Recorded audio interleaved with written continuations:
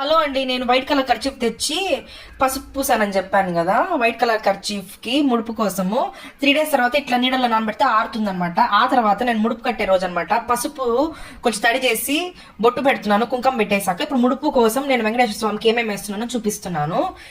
7 ఎండు ఖర్జూరాలండి. స్వామికి 7 అనే సంఖ్య ప్రీతికరం కాబట్టి 7 కొండలు, 7 అనే ప్రతీకరం కాబట్టి 7 వేస్తున్నాను. 7 యాలక కాయలు, ఇలాచి యాలక బుడ్డలు 7, కొంచెం తులసి, శనివారం స్వామి తులసి మాలలో ఉంటారు కాబట్టి 7 లవంగాలు, కొంచెం కర్పూరము,